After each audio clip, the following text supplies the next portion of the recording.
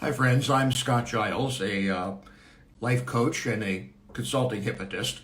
And every Saturday afternoon at 2:30 Central Time, I make a short 5 or 10-minute video on some aspects of hypnotism or coaching. Today, I want to talk about turning setbacks into advantages.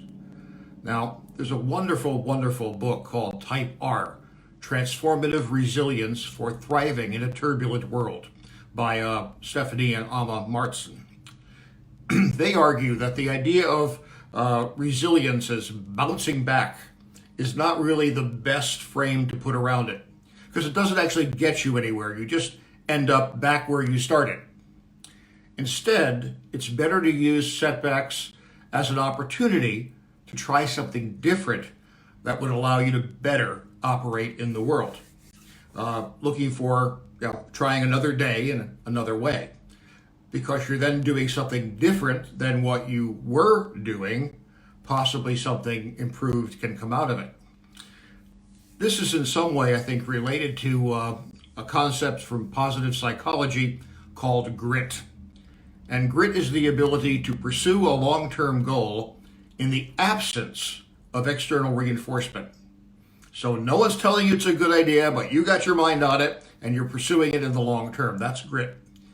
And if you're going to do that, you're going to have a lot of setbacks because you're not getting reinforcement. You're going to make mistakes because that's how we learn. And figuring out how to keep on trying to do it differently until you find what clicks is often the key. So, in my opinion, the ways you transform a setback into an advantage. First, frame it correctly. Disruption of your routines is not always a bad thing. It can get you out of your comfort zone. Now, comfort zones are nice. I like to stay in mine too. But, what else is a rut except a grave with the end knocked out? You want to be able to keep on growing, keep on changing. The ability to find something positive in a bad situation is, in fact, the thing that really does separate winners from losers.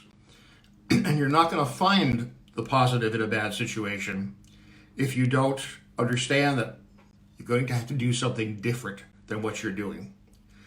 Joseph Campbell, a famous anthropologist and specialist in mythology, had a quote: "We must let go of the life we had planned on so we can accept the one that's waiting for us." We must let go of the life we have planned on so that we can accept the one that is waiting for us. And if you don't keep looking for that new thing, if you insist that you have to go to the future and just go back to where you were after a setback, that doesn't let you harvest the life that's waiting for you. Another thing to turn a setback into an advantage is get counsel.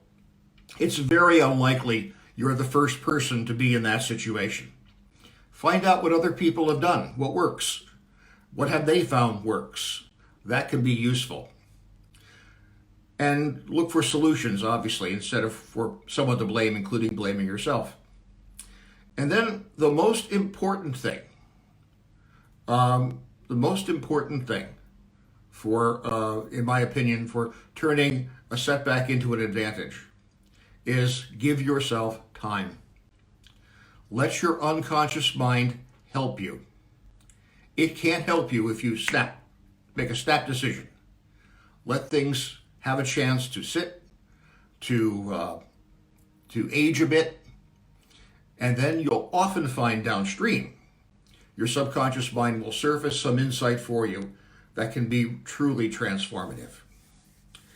I think it was Napoleon Hill or maybe Clement Stone said, "Every problem contains the seeds of a greater advantage." Well, that goes too far.